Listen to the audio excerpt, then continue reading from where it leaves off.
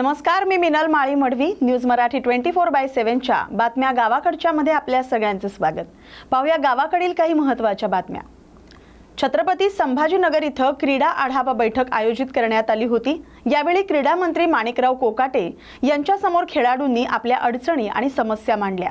प्रशिक्षण सुविधा, मैदानांची दुरवस्था, शासकीय मदत मिळण्यात होणारा विलंब आणि स्पर्धांसाठी लागणाऱ्या निधी अभावी अनेक खेळाडू मागे पडत असल्याची कैफियत त्यांनी व्यक्त केली. तसंच काही खेळाडूंनी स्थानिक अधिकाऱ्यांकडून होत असलेल्या दुर्लक्षाबद्दलही तक्रारी मांडल्या. यावर मंत्री कोकाटे यांनी सर्व मुद्दे गांभीर्याने घेत उपाययोजना करण्याचं आश्वासन दिले. त्यांनी सांगितलं की राज्यातील प्रत्येक खेळाडूला योग्य सुविधा मिळण्यात याव्या यासाठी शासन पातळीवर निर्णय घेतले जातील. या बातमीचा आढावा घेतलाय आमचे प्रतिनिधी प्रवीण खरात यांनी. छत्रपती शिवरायांचं या ठिकाणी आपण पूजन करीत आहोत. तदनंतर आपण ज्यांनी ऑलिम्पिकमध्ये प्रचंड ठसा उमटवला ते ध्यानचंद आणि खाशाबा जाधव यांच्या प्रतिमांचं आपण पूजन केलेलं आहे. यानंतर कार्यक्रमाचं उद्घाटन करणार आहोत. आपण दीप प्रज्वलन करीत आहोत.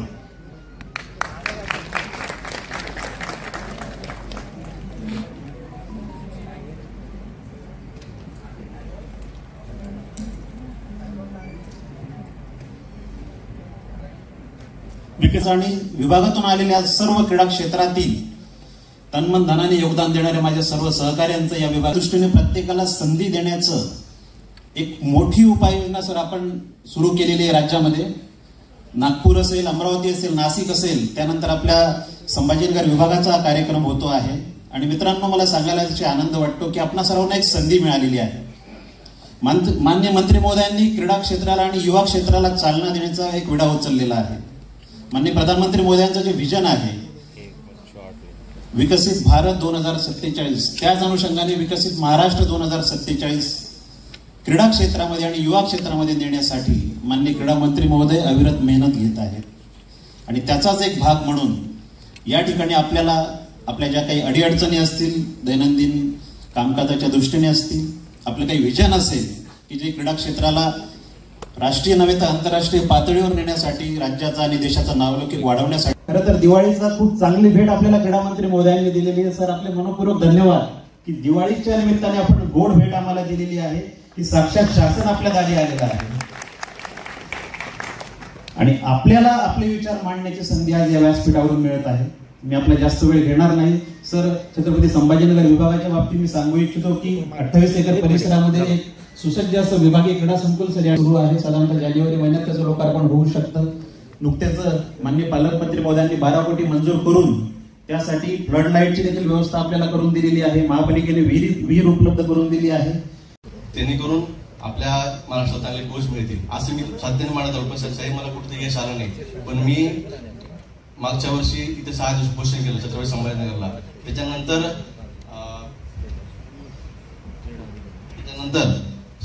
15 जानेवारी ऑलिम्पिक गेम चालवला पाहिजे सांगितला. कारण की त्या खेळाडू माहितीच नव्हतं ना सर की खेळाडू ऑलिम्पिक गेम पण चालवला पाहिजे आहे म्हणून.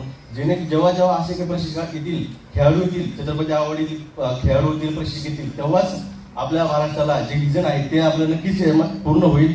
साहेब, हा जो प्रस्ताव आहे त्याच्यामध्ये स्पष्ट लिहिलं आहे की जे काही महामंडळे आहेत, साखर कारखाने आहेत, मध्यवर्ती बँका आहेत, शासनाच्या शिक्षण संस्था आहेत, सगळे यांना जिल्हा परिषदला पाठवा, यांना महापालिकेत पाठवा, यांना शाळेत पाठवा. जे गरीबाचे खेळाडू आहेत त्यांना ऑलिम्पिक खेळाडू घडवा, तेव्हा सक्सेस मिळतात. मला दुसरा सर्वात मोठा प्रश्न आहे जो काही आपला प्रश्न आहे क्रीडा आरक्षणाचा. क्रीडा आरक्षण हा खूप अस्मितेचा प्रश्न आहे आमच्या. काय होतं साहेब, जेव्हा मी म्हणजे आम्हाला पुरस्कार नॅशनल खेळलोय मी, पण नॅशनल खेळतो आणि जेव्हा एका ठिकाणी अर्ज करतो, मला अर्ज करायची परीक्षा समजा, तर मी तिथे पात्र ठरत नाही. का ठरत नाही साहेब? कुणीतरी एक सर्टिफिकेट आपला म्हणजे मला माहित नाही तो कसा येतो, आला तो आणि तो तिथे ते सादर करतो आणि ते 15 सर्टिफिकेट मला खेळाडू येतो आणि तो बाजूला असतो. पण जो एकाच प्रमाणपत्रावर खेळाडू असतो तो ती नोकरी घेऊन जातो. आरक्षण लागू झालं पाहिजे. मग अति उच्च गुणधारक खेळाडू हा एका प्रमाणपत्र कसं सिद्ध झाला नाही? सिंपलचा प्रश्न आहे ना की अति उच्च गुणधारक खेळाडू हा एका प्रमाणपत्र बघून सिद्ध होऊ शकत नाही. माझी आपलं एकाच विनंती आहे, जसं पुरस्काराचं गुणांकन होतं ना त्याचप्रमाणे त्या आरक्षणाचा रंग झाला पाहिजे, सगळ्यांचे अर्ज घेतले पाहिजे समोरून. बा तू 5% आरक्षण घेताय ना, चल दाखव तू कधीपासून खेळतोय. एका वर्षाचं कुठलं राज्य राष्ट्रीय स्तरावर तुम्हाला मेडल येतं का? सगळे संघटक आहे तिथं, मग सांगा एक वर्षात तुम्हाला राष्ट्रीय पदक भेटतं का, राज्य पदक भेटतं का? साहेब गुलामी पद्धत लावून करा, तेव्हाच खरा खेळाडू त्या नोकरीचा आधार होईल आणि आपलं जे काही व्हिजन आहे ते याच्यामधून सिद्ध होईल. साहेब दुसरा माझा सर्वात महत्वाचा प्रश्न म्हणजे जे काही आपले क्रीडा शिक्षक आहेत, आपण म्हणतो आपल्याला 36 मध्ये ऑलिम्पिकला पदक विकसित करायचंय, 36 मध्ये ऑलिम्पिक. शिक्षकच नसेल तर आपण खेळाडू घडू नका द्या. आणि खरं खेळाडू वय असतं हे 5, 6, 7 वर्षापासून तिथे खेळाडू घडते. त्यांना जर चांगले खेळाडू प्रशिक्षक लागले नोकरीला, पाटोळे साहेब 10 महिने झाले प्रस्तावाला सुद्धा छत्रपती आवडते साहेब, आपण पुढच्या कॅबिनेटमध्ये त्याला लवकरच आपल्या आदेश आणि महाराष्ट्राच्या खेळाडूंना न्याय द्यावा याची मी विनंती करतो. आरक्षणाचा मुद्दा सुद्धा आपण खूप म्हणजे महत्वाचा विषय आहे, जेणेकरून आपले जे खरे खेळाडू ते नोकरी लागतील आणि शिक्षकांना सुद्धा पहिलीपासून सगळ्या शिक्षक आपण कंपल्सरी करावा मी आपल्यास विनंती करतो. मला बोलायची संधी दिली त्याबद्दल आयोजकांचे आभार, आपले देखील आभार, देसाई सरांचे, पाटील सरांचे, सर्वांचे आभार. जय हिंद, जय महाराष्ट्र. जे स्वतः ह्या इनिशिएटिव्ह घेऊन आज आमच्या मध्ये आला तर आदरणीय मंत्री महोदय, तर हे खूप चांगलं होईल. मी मुद्दे मांडतो का 2047 मध्ये आपलं जे काही योजना आहे, मी राष्ट्रपती महोदयांसोबतही काम केलं आहे, पंतप्रधान महोदयांसोबत काम केलं आहे, त्यांचे फोटो आहे, पुरस्कारही आहे. तर मी मोदी साहेबांना मागच्या युथ आयडॉलमध्ये सांगितलं की 2047चं विजन जे आहे, अनेक विद्यार्थी असतात पण त्यांच्याकडे कोचिंग क्लासेसचे पैसे नसतात. तर आपण प्रत्येक जिल्ह्यामध्ये युवा सक्षमीकरण केंद्र हे राबवायचं आणि आपल्या विभागामार्फत जसं माननीय आदित्य ठाकरे साहेबांनी राबवलं होतं मधल्या काळात, कुठेतरी लाल दिव्याच्या गाडीत बसलेला दिसेल. तर हे फार महत्वाचं धोरण युवा सक्षमीकरण आणि कौशल्य विकास आपण आपल्या विभागामार्फत राबवण्यासाठी प्रयत्न करायचं. दुसरं आपण बघतो की युवा आहे पण तो दिव्यांग आहे, तर दिव्यांग युवकांनी काय करायचं, तर प्रत्येक जिल्हा पुरस्कार आहे, राष्ट्रीय पुरस्कार आहे, आपण जे काही राबवतोय त्याच्यामध्ये भारत सरकारने 2016च्या ऍक्ट नुसार आपण तर ऍडव्होकेट महोदय आहे 5% सगळ्यांकडे राखीव घोषणा केलेली आहे. परंतु आपल्या राज्याच्या आणि राष्ट्राच्याही पुरस्कारामध्ये जिल्हा असो राज्य असो हे कुठे दिसून येत नाहीये. तर प्रत्येक जिल्हा आणि राष्ट्रीय पुरस्कारामध्ये त्यांच्या पात्रतेनुसार दिव्यांगांना 5% आरक्षण हे तात्काळ आपण ह्याच कॅबिनेटमध्ये किंवा आपण जाहीर करावं, हे काही माझ्या सांगतो. 7वी ते 8वीचा विद्यार्थी आज तंबाखू खातोय, बिडी ओढतोय, सिगरेट ओढतोय, त्याचा बाप त्याला म्हणतो जा बिडी ओढतो, एकामेकाला बिडी हे करतो. तर आपण शाळेमध्ये फक्त शिकवतोय तुम्ही पास व्हा, पण आयुष्यात काय करायचं हे कोणी शिकवत नाहीये. त्याच्यामुळे युथ वेलनेस आणि आयुर्वेद क्लब हे आपण प्रत्येक शाळेमध्ये आपल्या विभागाअंतर, कारण की शाळेय शिक्षण आणि क्रीडा विभाग तर आपल्याच अंडर आहे, तर ध्यानधारणा, व्यसनमुक्ती केंद्र आणि योगा हे जर आपण सुरुवातीला परिपाठ करतो, परिपाठामध्ये पासायदान करतोच, तर मग प्रत्येक वर्गामध्ये जसा एक लेक्चर क्रीडाचा असतो तसं एक 10 मिनिटं युवा आहे आपल्या विभागातला महाराष्ट्रातला आहे, त्याला आपण बोलवावं, त्याचं कौतुक करावं. असं कुठेही मोठेपणा आपल्या विभागाला वाटलं नाही. हे दुर्दैव आहे महाराष्ट्राचं की आपण फक्त बॅनरबाजी करतोय, सत्य काही नाही. सत्य आहे. आणि आपण जर म्हणाली आमच्या विभागात माहित नव्हतं तर मी आयुक्त क्रीडा हिची जी ऑफिशियल वेबसाईट आहे त्याच्यावर मेल फॉर इन्फॉर्मेशनही केलं होतं. आणि सगळ्यात महत्वाचं आपल्याला फोन लावून मी आपल्या पर्सनल नंबरवर आपण बोललोही होतो, त्या फोनवर मी माहिती दिली होती. परंतु युवकांना जे काही प्रोत्साहन मिळालं पाहिजे ते महाराष्ट्र सरकारकडून बॅनरबाजी किंवा मीडिया, सशक्त भारत सशक्त युवा, पण प्रत्यक्षात मात्र युवा आणि महाराष्ट्राचा साक्षात याचा काही संबंध नाही. जेवढं सगळं मिळेल, गरिबांनी काय करावं तर फक्त जाय करा, त्याच्या पुढे काही नाही. तर खरं तर राष्ट्रपती आणि पंतप्रधानांनी कौतुक केल्यानंतर मी बघितलं की माझ्यासोबतचे जे काही नॅशनल अवॉर्ड किंवा जे काही संशोधक होते त्यांना त्या त्या राज्यातल्या गव्हर्नरनी, सीएमनी आणि युवा विभागाने बोलवून कौतुक केलं. पण आपलं दुर्दैव असं की आपल्या राजकारणात आपण एवढा व्यस्त झालोय की आपल्या महाराष्ट्रातील जे काही नवकल्पना चालू आहे त्यांना राष्ट्रपतींना माहिती आहे, पंतप्रधानांना माहिती आहे, पण आपल्या राज्यातला कोणालाही याचं काही घेणदेण नाही. हे दुर्दैव आहे. आणि आपण विकसित महाराष्ट्र 2047चे स्वप्न पाहतो. अहो तुम्ही सध्या काय चाललंय, सध्या मी जागतिक लेवलची दर्जाची ट्रायल करतोय ज्याला WHO मान्यता दिली, पण आपल्या विभागाला याच्याकडे दखल द्यायला अजिबात वेळ मिळाला नाही. हे दुर्दैव मी सगळ्यांसमोर युवकांचं सांगतो, हे माझं नाही, हे सगळ्यांच्या बाबतीत घडते. आणि आपण खरंच आज इनिशिएटिव्ह घेऊन ऐकताय, हे आम्हाला सगळ्यांसाठी भाग्य आहे की आज आपण पहिले मंत्री आहात या विभागाचे की कमीत कमी आमचं ऐकून तरी घेतोय. ह्याच्या अगोदर आमचं कोणी ऐकून बी घ्यायचं. आता सगळ्यात महत्वाचा प्रश्न आहे की राष्ट्रीय आणि आंतरराष्ट्रीय पातळीवर उत्कृष्ट कामगिरी केल्यानं युवकांना प्रोत्साहनपर आर्थिक पारितोषिक देण्याबाबत आपण मग बघतो की ऑलिम्पिक मिळाला, हे मिळालं, ते मिळालं, आम्हाला खूप अभिमान आहे. तर त्यांना आपण कोटी, 1.5 कोटी असे कोटी पुरस्कार जाहीर करतो आणि ते देतो, त्याचा आम्हाला खूप अभिमान आहे. पण जे काही युवक नॅशनल आयडॉल मिळवतात, आंतरराष्ट्रीय दर्जाचे सायंटिस्ट होतात, संशोधक करतात, अशा लोकांना काही मिळत नाही. आणि दुर्दैवाने मी आपलं आयुक्त क्रीडा संचालनाला RTI टाकला की राष्ट्रीय युवा पुरस्कारार्थींना किंवा महाराष्ट्रातून आपण आंतरराष्ट्रीय पातळीवर जे काही संशोधन किंवा काही करतो त्यांना महाराष्ट्र शासन काय देतं. तर RTI उत्तर काय आलं असेल, महाराष्ट्र शासनाकडून युवकांना कुठल्याही प्रकारची मदत या क्षेत्रात केली जात नाही. राष्ट्रीय युवा पुरस्कारार्थींना कुठल्याही प्रकारची मदत महाराष्ट्र शासन करत नाही. हे दुर्दैव आहे आपल्या महाराष्ट्राचं की आपण फक्त स्वप्न बघतोय, सत्य परिस्थितीवर लक्ष देत नाही. आता आपली वस्तुस्थिती काय आहे, युवक आणि क्रीडा कल्याण हे फक्त मंत्रालयाचं नाव आहे. अधिकारी इतके जबरदस्त पोटेन्शियल आहे आपल्याकडे, पण त्यांना तुम्ही थोडस जर फ्री हँड दिला तर ते खूप चांगलं होईल. याचं एक कारण सांगतो मी. राज्य युवा पुरस्कार आता 1 वर्ष पहिले त्याचे नॉमिनेशन आपण मागवले. आता मी महाराष्ट्र शासनाकडून पद्म कमिटीवर पण आहे भारत सरकारच्या, तर पद्म कमिटी आम्ही बघतो साहेब, जून ते सप्टेंबर हे आपण नॉमिनेशन करतो आणि 26 जानेवारी 25 जानेवारीला पुरस्कार जाहीर होतात त्याचे. पण आपले राज्य युवा पुरस्कार 1 वर्ष नॉमिनेट आपण केलेत आणि राज्य युवा पुरस्कार अद्यापपर्यंत जाहीर झालेले नाही. छत्रपती संभाजीनगरचे ही जिल्हा युवा पुरस्कार 3 वर्ष आपण नॉमिनेट विद्यार्थ्यांकडून भरले. त्या हो 5 वर्ष झाले कोरोनापासून मिळालेले नाहीये. हे आपण काय चाललंय, फक्त महाराष्ट्र विकसित बघतोय. 5 वर्ष झाले आपण पुरस्कारांना जाहीर करत नाहीये. 2-3 नाही, प्रत्येक मुद्दा हा महत्वाचा आणि माझा एकट्याचा काहीच नाही याच्यामध्ये. तरी कधी आपण पुरस्कार जाहीर करणार. झालं साहेबांचा वेळ आपल्यासाठी साहेब आहे, थांबतील आपलं ऐकायला. त्याच्यावर घे कॅमेरा.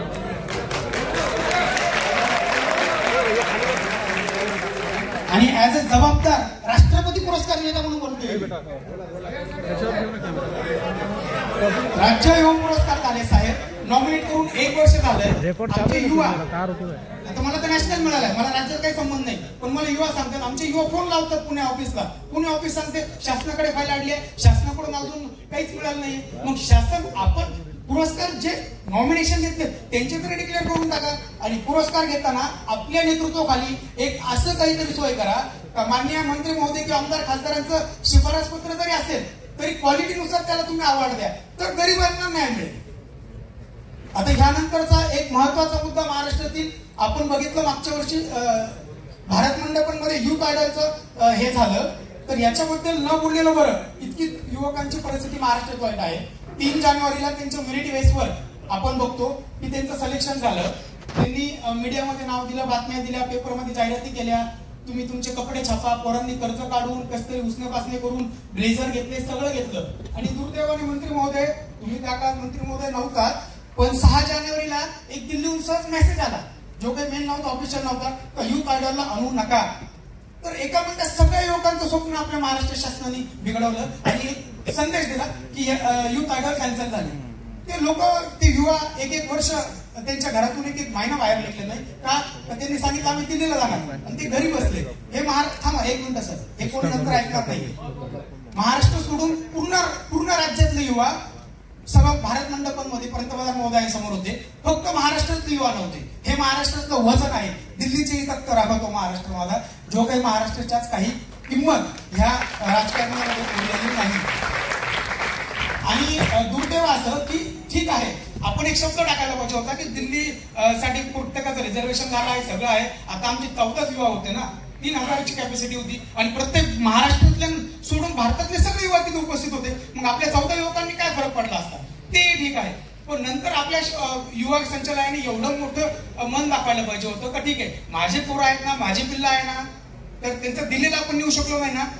आणि हा मुद्दा मंत्री महोदय धर्मे मामांच्याही काळात माझ्या सहकार्याने मांडला आणि नाशिकच्या कार्यक्रमात माझा रणजित सिंह मित्र आहे, त्यांनी आपल्या समोर मांडला. आपण तात्काळ कारवाईचे आदेश दिले, 1 महिना झाला, काहीच कारवाई झाली नाही. मग आपण कार्यक्रम कशासाठी करतो? कारण की आपण सांगितलं होतं मी मागच्या नाशिकच्या कार्यक्रमात राष्ट्रीय युवा पुरस्कारार्थींना, नॅशनल आयडॉलना काय असेल त्यांच्या मागण्या पूर्ण करून टाकू. जे काही त्यांचं सिलेक्शन होऊन आमची काय छोटीशी मागणी होती, माझा काही संबंध नाही त्याच्यामध्ये. जे काही युथ आयडॉल होते ते 13-14 पोरं सीएम साहेबांचे किंवा आपल्या अंडर खाली आपण त्याला हे करायला पाहिजे होतं. एक कौतुकाची थाप दिली असती, पोरं पळाली असते.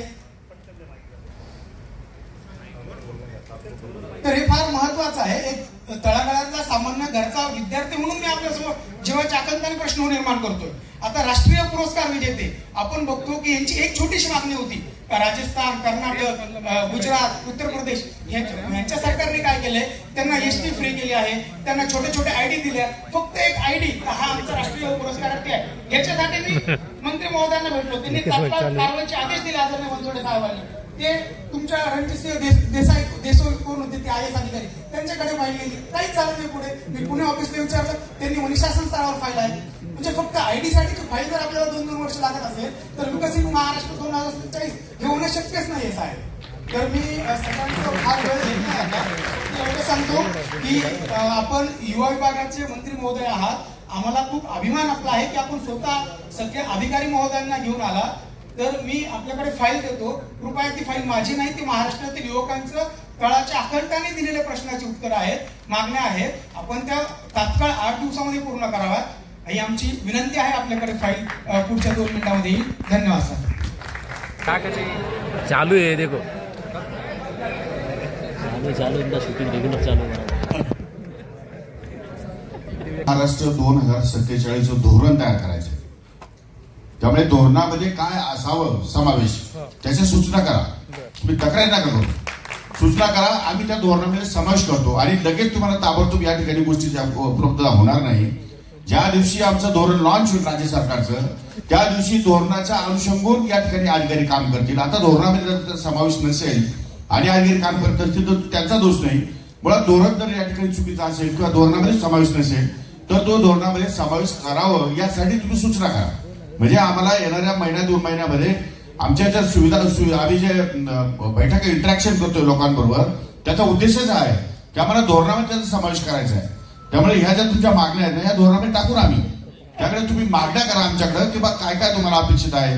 भारतीय त्यांना एखादं प्रसिद्धी पत्र दिलं गेलं पाहिजे, ID कार्ड दिले गेले पाहिजे, त्यांना प्रवासामध्ये सवलत दिली गेली पाहिजे. अशा प्रकारच्या तुम्ही जर मागण्या केल्या तर मला त्याचा समावेश करता येईल. उदाहरणार्थ यांनी आता छत्रपती पुरस्काराच्या संदर्भात सांगितलं की नोकरीमध्ये त्यांना प्राधान्य दिलं गेलं पाहिजे. म्हणजे अशा प्रकारच्या ज्या योजना आहेत किंवा ज्या अपेक्षा आहेत त्या तुम्ही जर मला या ठिकाणी व्यवस्थितपणे मांडल्या तर ठीक आहे. ते रेकॉर्डिंग सुरू आहे, तुम्ही मांडणं काही चुकीचं नाही, माझं काही ऑब्जेक्शन नाही. परंतु तुम्ही सूचना करा तर जास्त चांगलं होईल. कमी वेळामध्ये आपण जास्त चांगल्या सूचना करा, त्याचा आपण धोरणात समावेश करू आणि धोरणाच्या अंमलबजावणीमध्ये आता थोडा उशीर लागेल, लगेच अंमलबजावणी होणार नाही कारण ते धोरणातच नाहीये. त्यामुळे धोरणात पहिला समावेश करावा लागेल आणि नंतर अंमलबजावणीसाठी तुम्ही पाठपुरावा करा. 100% तुम्हाला रिलीफ मिळेल. जे मी आपल्या समोर मांडू इच्छिते, महाराष्ट्रातील सर्व क्रीडा संकुल जे आहेत त्या सर्व क्रीडा संकुलचे ऑडिट करावं. किती विकसित आहे, किती अविकसित आहे, जेणेकरून क्रीडा हा शब्द आणि ते अविकसित किंवा विकसित जे आहेत त्या ठिकाणी किती खेळाडू किंवा कोचेस काम करतात त्याचं सुद्धा ऑडिट व्हावं, जेणेकरून युवांना तिथे संधी मिळेल. दुसरा प्रश्न असा आहे की क्रीडा संकुल विना वापराचे पडलेले आहेत, जिथे जनावर सुद्धा चरायला जायला घाबरतात अशी अवस्था आहे.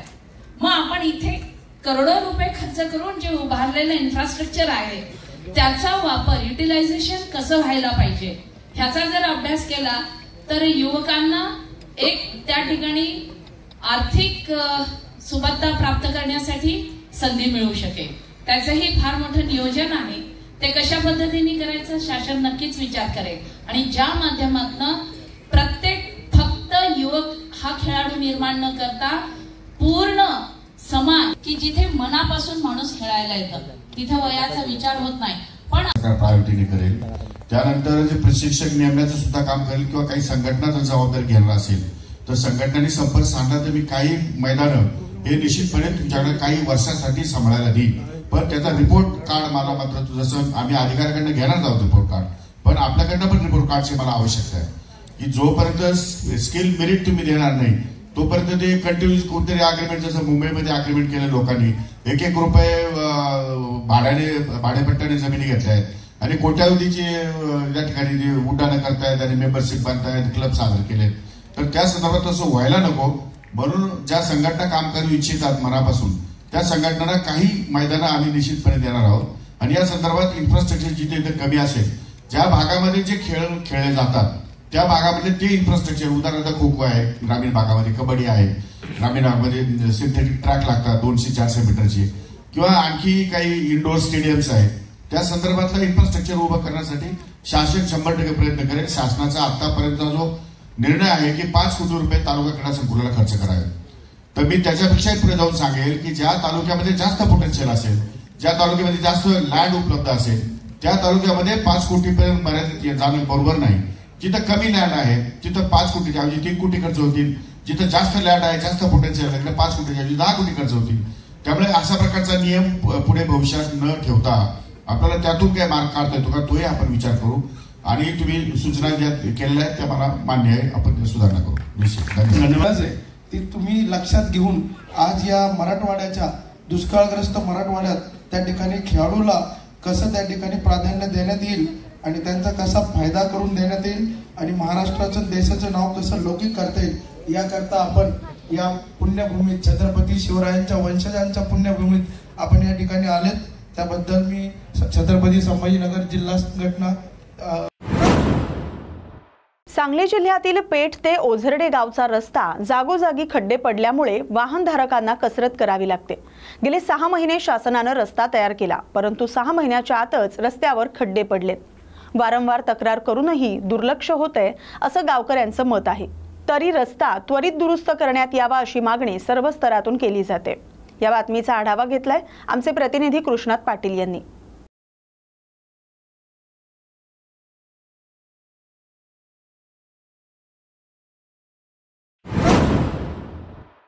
वाशिम जिल्ह्यातील कारंजा येथील कृषी उत्पन्न बाजार समितीच्या गाला क्रमांक 7 मध्ये शेतकऱ्यांच्या मालाची खरेदी करताना 2 गटांनी गटबाजी करून माल खरेदी करण्याचा प्रयत्न केला. त्यामुळे मोठा वाद निर्माण झाला.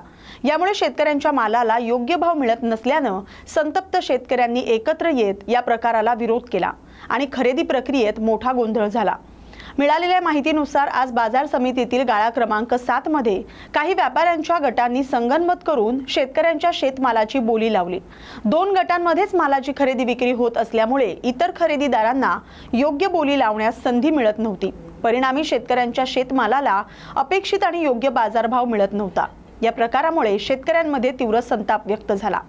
आम्ही कष्ट करून पिकवलेला माल कवडीमोल भावानं खरेदी करण्याचा प्रयत्न केला जातोय अशी भावना संतप्त शेतकऱ्यांनी व्यक्त केली. शेतकऱ्यांनी योग्य भावासाठी लढण्याची भूमिका घेतल्यानं प्रशासनाला यावर ठोस उपाययोजना करावी लागणार आहे. या बातमीचा आढावा घेतलाय आमचे प्रतिनिधी विश्वास कुटे यांनी.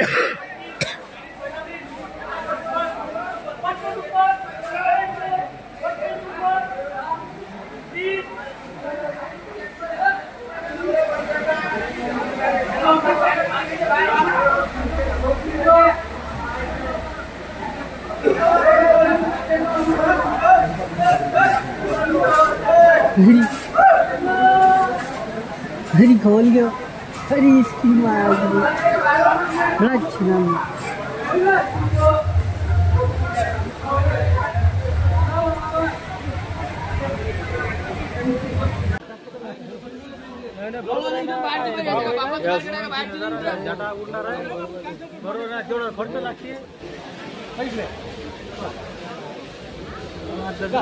काही भाव मागते त्याला का आपण ऐका त्याला ऐकला बोला ना तुम्ही कॅन्सल करणार. अरे नका मुलाला का आपण मालिक आणला ना बोला तुम्ही इतकं राहतं बरोबर मग तुझी एक जण ते 300 वाजल्यावर नवल्या कोणले कुठं ना कॅन्सल करतो बाल बोलू.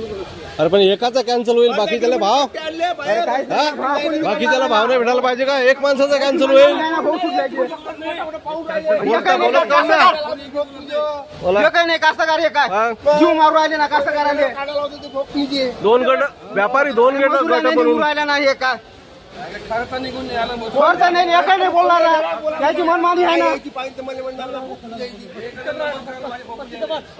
मार्केट बंद करून टाकतो. हे काही नाही ना, कसं काय बोलणारा काय बोलते 35-36 सुपर मारतात. मोबाईल काढतो हे मजा येते बोलायच्या पुरवकार देतो.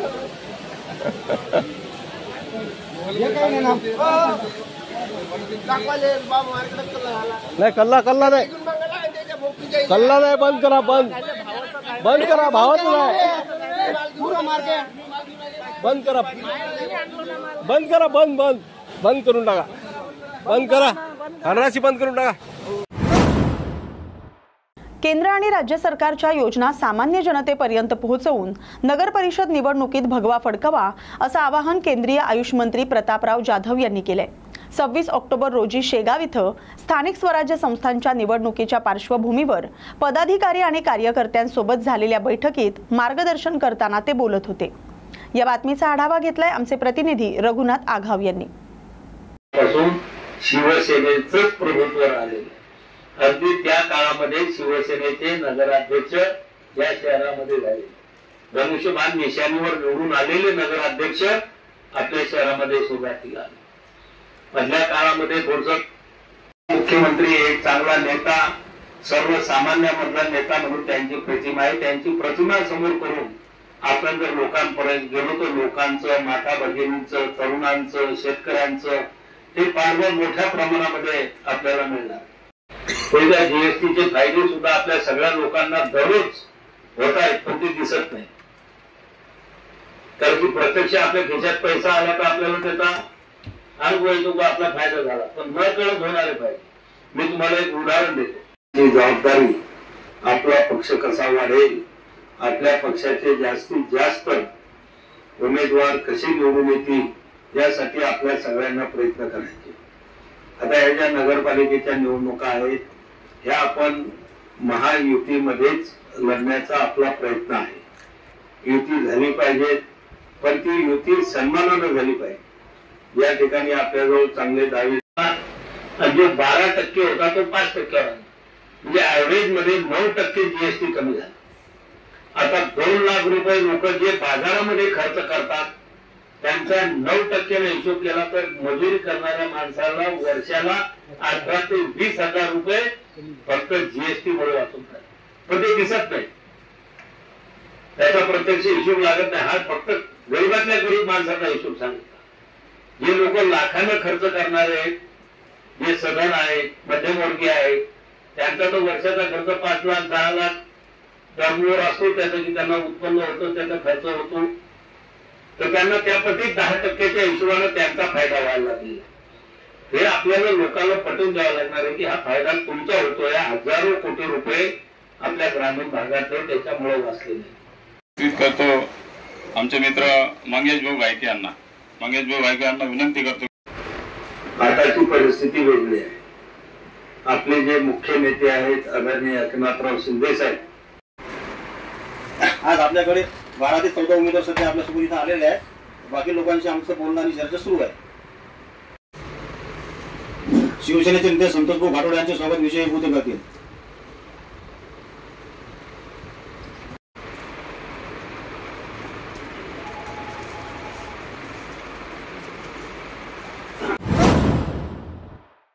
स्थानिक स्वराज्य संस्थांच्या निवडणुकीत निष्ठावंत कार्यकर्त्यांना प्राधान्य देऊन त्यांना निवडून आणण्याची जबाबदारी आपली आहे. महाविकास आघाडीनं सोबत निवडणूक लढायला पाहिजे असं मत शिवसेना उबाठाचे बुलढाणा जिल्हा संघटक डॉक्टर गोपालसिंह बछिरे यांनी व्यक्त केलंय.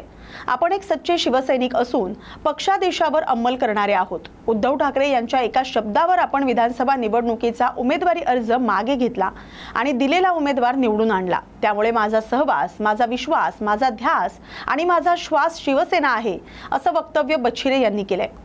आमचे बुलढाणा जिल्हा प्रतिनिधी रघुनाथ आघाव यांनी डॉक्टर गोपालसिंह बछिरे यांची विशेष मुलाखत घेतली. त्यावेळी त्यांनी हे वक्तव्य केलंय. या बातमीचा आढावा घेतलाय प्रतिनिधी रघुनाथ आघाव यांनी. नमस्कार, न्यूज मराठी 24/7 मध्ये आपल्या सर्वांचं स्वागत. आज आपण आहोत लोणार या ठिकाणी. बुलढाणा जिल्ह्याचे शिवसेना उद्धव बाळासाहेब ठाकरे गटाचे बुलढाणा जिल्हा संघटक श्रीमान गोपाल भाऊ बछिरे यांच्यासोबत. भाऊ, प्रथम आपल्याला दीपावलीच्या शुभेच्छा. आपल्याला सुद्धा. हा भाऊ, आपण आपल्या कर्माने लोकांच्या मनात एक विश्वासाची जागा निर्माण केली आणि लोक कालही आणि आजही आणि उद्याही तुम्हाला आमदार मानतील आणि मानतात.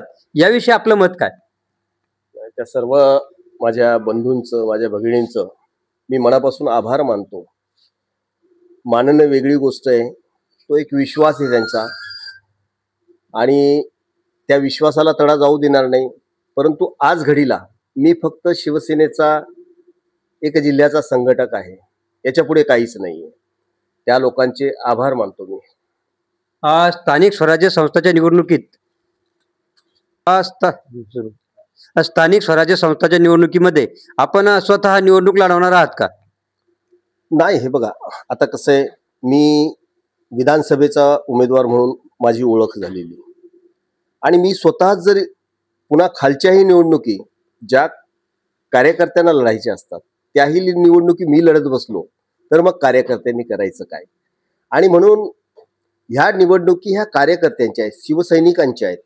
म्हणून माझा पक्षाकडेही माझी विनंती आहे आणि मी स्वतःहून या बाबीकडे लक्ष देणार आहे की या सर्वसामान्य आपल्या कार्यकर्त्यांना जे एकनिष्ठ, ज्या निष्ठेनं शिवसेना विभक्त झाल्यानंतर, फुटल्यानंतर, गद्दारी झाल्यानंतर जे लोक आमिषापायी, काही स्वार्थापायी पळून गेले, पळपुटे झाले, पण जे लोक आत्मीयतेने, विश्वासाने बाळासाहेब, उद्धव साहेब, आदित्य साहेब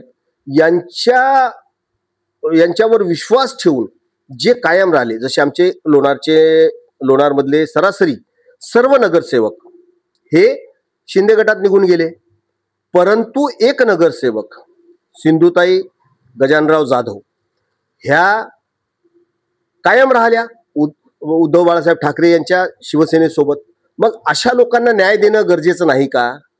ज्या लोकांनी स्वार्थ बघितला नाही, निस्वार्थपणे शिवसेना उद्धव बाळासाहेब ठाकरे पक्षासोबत राहिले, त्यांना न्याय देणं गरजेचं आहे. आणि म्हणून इथे मी लढण्याचा काही विषय येत नाही, परंतु जेवढेही लढू तेवढे निवडून आणण्याची जबाबदारी माझी राहील. जर आपल्याला गळ घातली की नाही तुम्ही निवडणूक लढवाच, तर यावर आपलं मत काय? कार्यकर्त्यांच्या त्या विचाराचा मी सन्मानच करेल, परंतु मला हे योग्य वाटत नाही. माझ्या ठिकाणी दुसरं कोणी लढेल ना, त्याला निवडून आणण्याची जबाबदारी मी घेईल, त्याबद्दल वाद नाही. स्थानिक स्वराज्य संस्थाच्या या निवडणुकामध्ये आपल्याला योग्य मान सन्मान मिळाला नाही तर आपली पुढची दिशा काय? नाही, शिवसेना उद्धव बाळासाहेब ठाकरे पक्षामध्ये मान सन्मान हा शिवसैनिकांना मिळतच असतो. आणि समजा नाही मिळाला तर माझा तर एकच आहे, माझा सहवास शिवसेना, माझा विश्वास शिवसेना, माझा ध्यास शिवसेना, तर माझा श्वास सुद्धा शिवसेना, अशी माझी अवस्था आहे सध्या. आणि कसं असते, काही छोट्या मोठ्या गोष्टी होत असतात इकडे तिकडे, परंतु त्या दुरुस्तही होतात असा माझा विश्वास आहे. आणि मी छोट्या मोठ्या गोष्टींना, आता मी जर उद्धव साहेबांच्या एका शब्दावर विधानसभेचं माझा भरलेला अर्ज परत घेऊ शकतो मी विधानसभेचा, तर विचार करा, मी शिवसेना उद्धव बाळासाहेब ठाकरे माझ्या मनामध्ये त्याचं स्थान काय असेल. आणि या बारीक बारीक गोष्टींकडे मी लक्षही देत नाही. युती या स्थानिक स्वराज्य संस्थांमध्ये आपली निवडणुकीमध्ये युती होईल का? शिवसेना, काँग्रेस, राष्ट्रवादी यांच्यासोबत आपली युती होईल का, याविषयी सांगाल? नाही, प्रयत्न तर आमचा हाच असेल, कारण समोरचा शत्रू बलाढ्य आहे. शत्रू म्हणता येणार नाही, परंतु निवडणुकीत विरोधक हे बलाढ्य आहेत, आर्थिकदृष्ट्या बलाढ्य आहे, त्यांच्याकडं ताकद बलाढ्य आहे. परंतु मतदार जे आहेत, सर्वसामान्य मतदार, हा मतदार महाविकास आघाडी सोबत आहे. आणि माझी तर मनापासून इच्छा आहे की युती व्हावी, कारण हे शिंदेसेना, बीजेपी आणि हे बाकीचे बारीक सारीक पक्ष, आठवले गट वगैरे वगैरे वगैरे, हे एकत्रच लढणार. हे दाखवायचे त्यांचे दात वेगळे, खाण्याचे दात वेगळे. आणि शिवसेना उद्धव बाळासाहेब ठाकरे, राष्ट्रीय काँग्रेस पार्टी आणि राष्ट्रवादी शरदचंद्र पवार पार्टी यांनी सोबत लढलं तर ही ताकद मजबूत राहील असं मला वाटते. आणि यदाकदाचित काही गोष्टींमुळं काही सर्कमस्टान्सेस झाले आणि युती नाही झाली तरी शिवसेना उद्धव बाळासाहेब ठाकरे एकटी लढण्यासाठी सुद्धा सज्ज आहे, त्याबद्दल काही वाद नाही. हे होते शिवसेना बुलढाणा जिल्हा संघटक गोपालसिंग बचेरे आणि त्यांनी आपल्या निवडणूक लढण्यावर सांगितले की मी कार्यकर्त्यांना मोठं करण्याचं काम करणार आहे. आणि त्यांनी आपल्या बोलण्यामध्ये हे सुद्धा सांगितले की मी आमदारकीचा अर्ज सुद्धा मागे घेतलाय, परंतु आपण पक्षाशी एकनिष्ठ राहणार हे त्यांनी स्पष्ट केलंय. रघुनाथ आघाव, न्यूज मराठी 24/7, लोणार, बुलढाणा. पक्षाला ताकद देतील असे नेते सोबत घेऊन आगामी निवडणुकीला मी सामोरे जाणार आहे. त्याचबरोबर डॉक्टर संपदा मुंडे आत्महत्या प्रकरणात जो कोणी दोषी असेल त्याच्यावर कडक कारवाई होईल. मी मुख्यमंत्री देवेंद्र फडणवीस यांच्याशी देखील चर्चा केली. मी स्वतःहून कुणाचं नाव घेणार नाही असं म्हणत भाजपच्या मंत्री पंकजा मुंडे यांनी येणाऱ्या निवडणुकीसह डॉक्टर संपदा मुंडे आत्महत्या प्रकरणावर आपली प्रतिक्रिया दिली. स्नेह भोजन होतं दिवाळीनिमित्त आणि त्यासाठी गेले 4-5 महिने जे सर्व महत्त्वाचे नेते मला सारखे भेटत होते आणि इच्छा व्यक्त करत होते काम एकत्र करायची. नियमांच्या हिशोबाने मी थांबले होते, पण आता सगळीकडे प्रवेश लोक घ्यायला सुरू झालेले आहेत आणि माझ्या जिल्ह्याच्या भविष्याला योग्य वाटतील असे आणि माझ्या पक्षाला ताकद देतील असे नेते सोबत घेऊन मी या निवडणुकांमध्ये उतरले. ताई, आपण जर पाहिलं तर अतिशय दुर्दैवी घटना घडली. बीडच्या एका लेकीनं आत्महत्या. ही टिप्पणी आता करू शकत नाही कारण तपासाच्या डिस्टर्ब मला करायचं नाही. मी एसपींशी बोललेली आहे, मी तिची भेट तिच्या घरच्यांची घेतलेली आहे. मी स्वतः मुख्यमंत्र्यांशी बोलणार आहे. तिला न्याय मिळेल अशी भूमिका आणि असा तपास होईल. पण आपण स्वतःच काही स्टोऱ्या तयार करणं बरोबर नाही. मुलीचा विषय आहे, डॉक्टर होती आणि आत्महत्येचा विषय, तर तिच्या घरच्यांवर प्रेशर येऊ नये, कोणीही असे काही स्टेटमेंट करू नये अशी माझी विनंती आहे. जो कोणी त्याला जबाबदार आहे त्याच्यावर कारवाई होईल.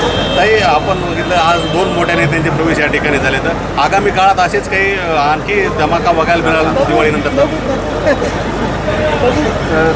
साखर सम्राटांच्या दादागिरीमुळे तो प्रकार घडला आणि संपदाला आत्महत्या करावी लागली.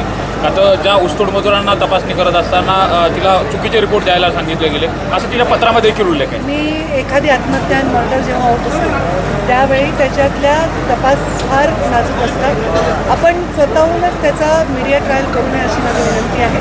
तिला न्याय मिळणं मला वाटतं आवश्यक आहे. बऱ्याच वेळा असं होतं की प्रेशरमुळे माध्यमांच्यामुळे लोक तपास भरकटतात. मला तपास भरकटायचा नाही. मी फार नियमात चालणारा व्यक्ती आहे आणि तिला न्याय मिळेल कारण ऑलरेडी मला वाटतं एकाला अटकही झाली आणि दुसरा सरेंडर झाला.